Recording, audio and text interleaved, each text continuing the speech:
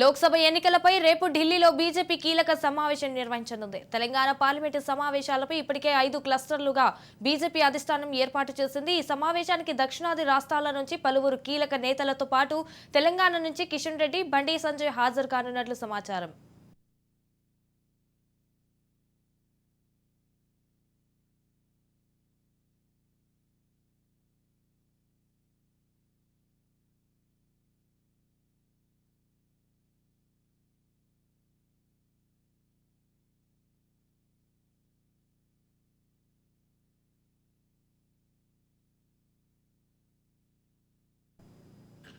లోక్సభ ఎన్నికలపై రేపు ఢిల్లీలో బీజేపీ కీలక సమావేశం నిర్వహించనుంది. తెలంగాణ పార్లమెంటు సమావేశాలపై ఇప్పటికే 5 క్లస్టర్లుగా బీజేపీ అధిష్టానం ఏర్పాటు చేసింది. ఈ సమావేశానికి దక్షిణాది రాష్ట్రాల నుంచి పలువురు కీలక నేతలతో పాటు తెలంగాణ నుంచి కిషన్ రెడ్డి, బండి సంజయ్ హాజరు కానున్నట్లు సమాచారం.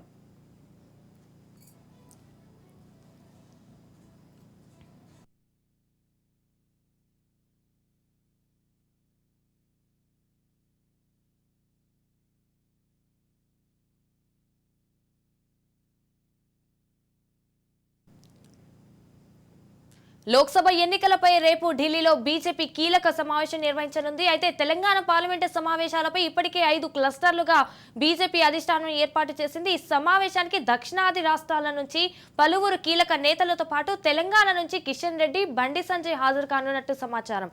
రైట్గా దీనిపై పూర్తి సమాచారం మా ప్రతినిధి స్వప్న ఫోన్ ఇన్లో అందిస్తారు. స్వప్న, చెప్పండి, దీనికి సంబంధించిన అప్డేట్స్ ఏంటి? సంజన, మొత్తానికైతే పార్లమెంట్ ఎన్నికల్ని బీజేపీ చాలా కీలకంగా తీసుకుందని భావించాలి. ఎందుకంటే అసెంబ్లీ ఎన్నికల నేపథ్యంలో అప్పుడు చేసినటువంటి తప్పిదాలను ఎట్టి పరిస్థితుల్లోనూ మళ్ళీ రిపీట్ చేసుకోకూడదు అనుకుంటుంది. కాబట్టి ఈ క్రమంలో ఏం చేయాలన్న దానిపై కిషన్ రెడ్డి అధ్యక్షతన దాదాపు మనం చూసుకోవచ్చు 2 months గా ఏదైతే వికాస్ యాత్రలు చేపట్టారో, ఏదైతే మోదీ తీసుకొచ్చినటువంటి పథకాన్ని ఇంటింటికి తీసుకెళ్లాలి.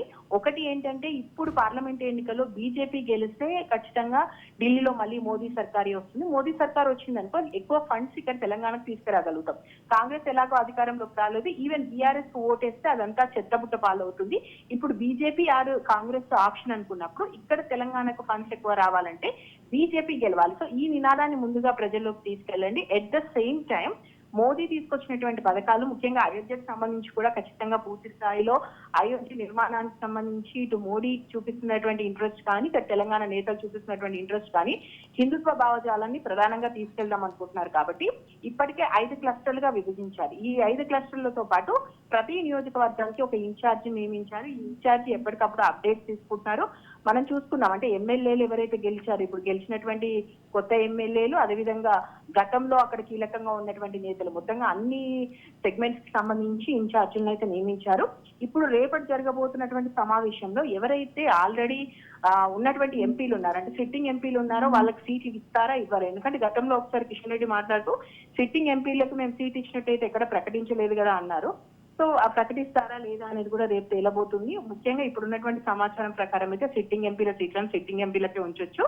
రేపటికి ఈ విషయాలకు సంబంధించి, దక్షిణానికి సంబంధించి ఏం జరుగుతుంది ఏంటి చెప్పడానికి అయితే కిషన్ రెడ్డి, లక్ష్మణ ఢిల్లీ ఆల్రెడీ ఇప్పటికే పయనమైపోయారు. రేపు కీలకమైనటువంటి సమావేశం ఉంది. ఇక్కడ ఉన్నటువంటి క్లస్టర్ ఇన్ఛార్జీలకు సంబంధించినటువంటి భేటీ కూడా ఇప్పుడు అయిపోయింది. కాబట్టి ఇక్కడ ఏం జరిగింది, ఎవరిని నియమిస్తే బెటర్ గా ఉంటుంది, రిపోర్ట్ ఏంటి, ఇంటెలిజెన్స్ రిపోర్ట్ ఏంటి, ఇవన్నీ కూడా ప్రస్తుతం రేపటి సమావేశంలో చెప్పబోతున్నారు. రేపు జరగబోతున్నటువంటి సమావేశంలో మనకి నియోజకవర్గాలకు సంబంధించి బీజేపీ ఎవరిని నిలబెడుతుందనే దాని మీద ఒక క్లారిటీ వచ్చే అవకాశం ఉంది. మొత్తానికైతే అసెంబ్లీ ఎన్నికలతో పోల్చుకుంటే పార్లమెంట్ ఎన్నికల్ని మాత్రం బీజేపీ చాలా కీలకంగా తీసుకున్నట్టు మనకు కనిపిస్తుంది.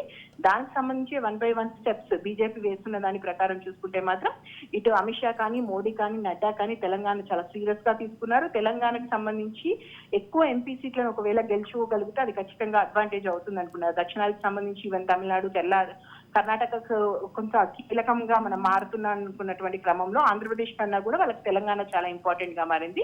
సో ఎనీహౌ తెలంగాణకు సంబంధించి రేపు ఎవరు ఒకవేళ ఎవరికి ఇస్తారు ఏంటి, వాళ్ళకి ఏమైనా ఫోన్ చేసి మీరు ఇంకా వెళ్ళండి గ్రౌండ్ లో వర్క్ చేసుకోండి అని చెప్తారా ఏంటి అనేది మాత్రం రేపటితో తేలుతుంది సంజన.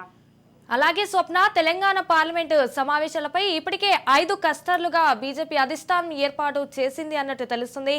మరి దీనికి సంబంధించిన అప్డేట్స్ ఏంటి స్వప్న? 5 క్లస్టర్లకు సంబంధించి కీలకంగా ఉన్నటువంటి అంటే ఇప్పుడు 10+ టార్గెట్ గా బీజేపీ తీసుకుంటుంది. అసెంబ్లీ ఎన్నికల్లో మనం కనీసము 2 డిజిట్ తీసుకొచ్చుకోలేకపోయినా మాకు ఇప్పుడు 2 డిజిట్ ముఖ్యంగా ఉన్నటువంటి ఎంపీలకు ఇంకా మనకు యాడ్ అవ్వాలి.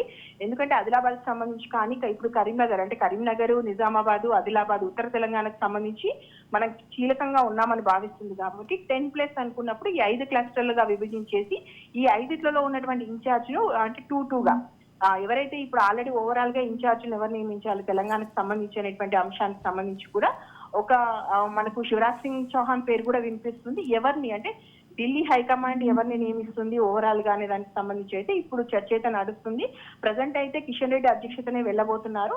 అండ్ ఎవరైతే కీలకంగా ఉన్నటువంటి నేతలో వాళ్ళను అక్కడ ఉంచి ఈ 10 స్థానాలు ఏవైతే 10 స్థానాలకు సంబంధించి ముందు నుంచి అనుకుంటున్నారో ఈ 10 స్థానాల్లో ఉన్నటువంటి వాళ్ళతో పాటు ఇటు ఫైనాన్షియల్ గా మనం ఎంతవరకు చేసుకోవచ్చు అండ్ ప్రజల మధ్యలో ఉన్నటువంటి నేతలు ఎవరు ఉన్నటువంటి వాళ్ళలో మనం ఏ బేస్ అంటే ఎస్సీ నియోజకవర్గాన్ని తీసుకుంటున్నాము అండ్ బీసీకి సంబంధించి కూడా మనం సీఎం అనుకున్నాము. బీసీ సీఎం కాని పక్షంలో ఇప్పుడు ఎవరిని మనకి ఇప్పుడు శాసనసభకు సంబంధించి సిఎల్పి ఎవరిని ఇవ్వాలనే దానికి సంబంధించి కూడా ఇంకా ప్రజెంట్ అయితే చర్చ నడుస్తున్నటువంటి నేపథ్యంలో ఓవరాల్ గా చూసుకుంటే ఈ 10లో ఎస్సీ నియోజకవర్గం ఒకటి, బీసీ సామాజిక వర్గానికి సంబంధించినటువంటి ముఖ్యంగా ఉన్నటువంటి నేతలు ఎవరెవరు ఉన్నారో వాళ్ళని తీసుకోవడం, హిందుత్వ భావజాలను ఆల్రెడీ బీజేపీ చూసుకుంటుంది.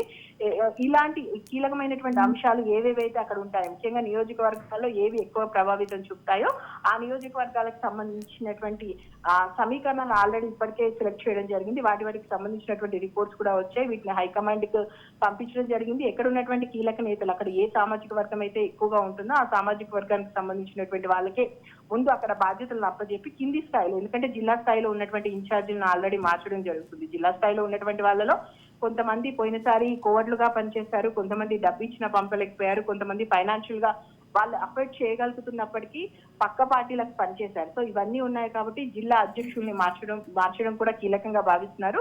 గ్రౌండ్ లో జరిగినటువంటి తప్పిదాలను అన్నింటినీ కూడా అంచనా వేసి ఆ తప్పిదాలు మళ్ళీ జరగకుండా ఏ విధంగా ఉండాలి, సో వీటన్నిటికి సంబంధించినటువంటి దానికి సంబంధించి ఒక రిపోర్ట్ కోసం అయితే ఈ క్లస్టర్లు పనిచేస్తాయని చెప్పేసి ప్రజెంట్ అయితే బీజేపీ భావిస్తుంది. Sanjana, right, thank you for the updates Swapna.